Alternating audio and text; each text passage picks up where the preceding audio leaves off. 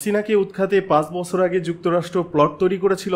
শেখ হাসিনার পদত্যাগ নিয়ে নানা বিতর্কের সূত্রপাত করেছেন শেখ হাসিনা নিজেই। কখনো বলেছেন তিনি পদত্যাগ করেছেন, কখনো বা বলছেন করেননি। সর্বশেষ অডিও ক্লিপেও একই সুরে বলেছেন তিনি পদত্যাগ করেছেন ঠিকই, কিন্তু সংবিধান অনুযায়ী হয়নি। এখন প্রশ্ন হচ্ছে, ছাত্র জনতার বিপ্লবের পর সংবিধানের সবকিছু মেনে কি সরকার চলছে? এটা কিন্তু কেউই নিশ্চিত করে বলছেন না। সাংবাদিক আমির খসরু বলছেন, বিপ্লব সংবিধান মেনে হয় না, বিপ্লবী সংবিধান তৈরি করে। হাসিনা বারবারই বলছেন তাকে হটাতে আমেরিকার হাত ছিল, কিন্তু আমেরিকা বলছে তারা এর সঙ্গে যুক্ত নয়। বাংলাদেশের ছাত্র জনতার অভ্যুত্থানেই হাসিনা পদত্যাগ করতে বাধ্য হয়েছেন। এই অবস্থায় ভারতীয় সংবাদ মাধ্যম দ্য সানডে গার্ডিয়ান চাঞ্চল্যকর একটি খবর দিয়েছে। বাংলাদেশের গণমাধ্যমে অবশ্য এই খবর নেই। এখানে এ নিয়ে কোনো সময় জল্পনাও ছিল না।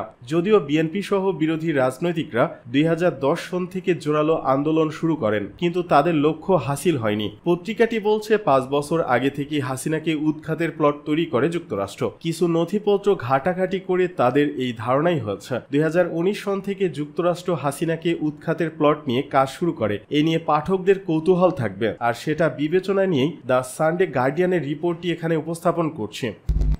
রিপোর্টে বলা হয়, বাংলাদেশের প্রধানমন্ত্রী শেখ হাসিনাকে অপসারণের পরিকল্পনা শুরু হয়েছিল ২০১৯ সালের প্রথম দিকেই। দ্য সানডে গার্ডিয়ানের হাতে আসা নথিগুলো সেদিকে ইঙ্গিত করে। নথি মোতাবেক এই কার্য সম্পাদনের দায়িত্ব দেওয়া হয়েছিল মার্কিন যুক্তরাষ্ট্র থেকে সরকারি অর্থায়নে পরিচালিত সংস্থাগুলোর ওপর।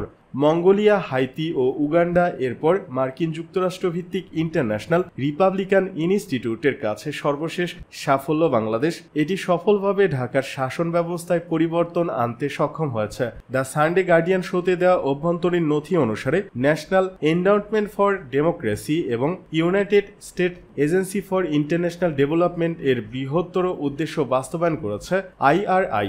নথিগুলো আরও দেখায় যে কিভাবে ভারতের হস্তক্ষেপ প্রতিহত করার জন্য প্রকল্পটি প্রয়োজনীয় ছিল। ওয়াশিংটন ভিত্তিক আইআরআই এর উদ্দেশ্য হল গণতান্ত্রিক প্রতিষ্ঠান, রাজনৈতিক দল, সুশীল সমাজ এবং নির্বাচন প্রক্রিয়াকে সমর্থন করার মাধ্যমে গণতন্ত্রের প্রচার করা এবং গণতান্ত্রিক শাসনকে উন্নত করার লক্ষ্যে ইউএসএআইডি অর্থায়িত প্রকল্পগুলির বাস্তবায়নে অংশীদার হওয়া। আইআরআই মোতাবেক আওয়ামী লীগ সরকার ২০১৮ সালে পাশ করা ডিজিটাল সিকিউরিটি অ্যাক্ট ডিএসএ কে রাজনৈতিক প্রতিপক্ষ, সাংবাদিক, অধিকার কর্মী এবং সাধারণ নাগরিকদের কারাগারে পাঠাতে ব্যবহার করেছে, যারা সামাজিক মিডিয়াতে কোভিড-১৯ বিরুদ্ধে রাষ্ট্রের প্রতিক্রিয়ার সমালোচনা বা চ্যালেঞ্জ করেছিল। এই অনলাইন নিষেধাজ্ঞাগুলি শুধুমাত্র কোভিড-১৯ সমালোচনা বন্ধ করার জন্য শুরু হয়নি। আইসিটি আইন ২০১৩-কে প্রতিস্থাপন করে আনা হয় ডিএসএ, যা সরকারকে যে কোনো অনলাইন ব্যবস্থা নিয়ন্ত্রণের জন্য এই ধরনের ক্ষমতা প্রদান করে। কোভিড-১৯ সংকট সরকারকে ডিজিটাল স্পেসে তার কর্তৃত্ব প্রয়োগের একটি নতুন সুযোগ এনে দেয়। আইআরআই এর প্রোগ্রামটি এই রাজনৈতিক প্রেক্ষাপটে কাজ করার এবং প্রতিক্রিয়া জানাতে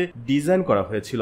বাংলাদেশ যেখানে নাগরিক অধিকার সংকুচিত, সেখানে গণতন্ত্র বিরোধী প্রবণতাগুলিকে ঠেকাতে আইআরআই একটি সৃজনশীল প্রোগ্রাম ডিজাইন করে। আইআরআই সামাজিকভাবে সচেতন শিল্পীদের সমর্থন করেছিল। যদিও প্রথাগত সিভিল সোসাইটি অর্গানাইজেশন সিএসও ক্রমাগত চাপের সম্মুখীন হয়েছে, কিন্তু স্বতন্ত্র শিল্পী এবং কর্মীদের দমন করা কঠিন, কারণ তারা সহজেই গণতান্ত্রিক এবং সংস্কারমূলক বার্তাগুলি নিয়ে দর্শকদের কাছে পৌঁছাতে পারে। পাশাপাশি আইআরআই প্রান্তিক জনগোষ্ঠীকে চিহ্নিত করেছে, বিশেষ করে বিহারি, সমতল জনগোষ্ঠী এবং এলজিবিটিআই জনগণকে, যাদের ওকালতিতে সরকার হুমকি হিসেবে না দেখে সমর্থন করবে। উভয় পন্থা বর্তমান রাজনৈতিক প্রেক্ষাপটে কার্যকর প্রমাণিত হয়েছে এবং আগামী দিনে গুরুত্বপূর্ণ সম্ভাবনার পথ দেখিয়েছে। আইআরআই এর কর্মসূচি বাংলাদেশের সামাজিক ও রাজনৈতিক বিষয়ে সচেতনতা বৃদ্ধি করেছে এবং শেষ পর্যন্ত বাংলাদেশের অভ্যন্তরে ক্ষমতার পরিবর্তনের লক্ষ্যে সাফল্য পেয়েছে।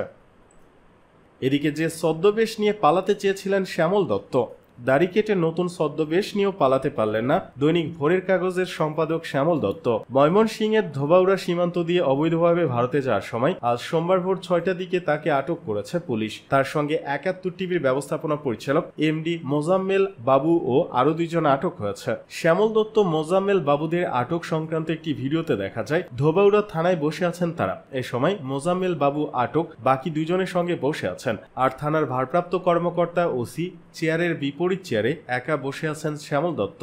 এ সময় তাকে দাড়িবিহীন অবস্থায় দেখা যায়, যদিও অনেক বছর ধরে নিজের পছন্দের মাপে দাড়ি রাখছেন শ্যামল দত্ত।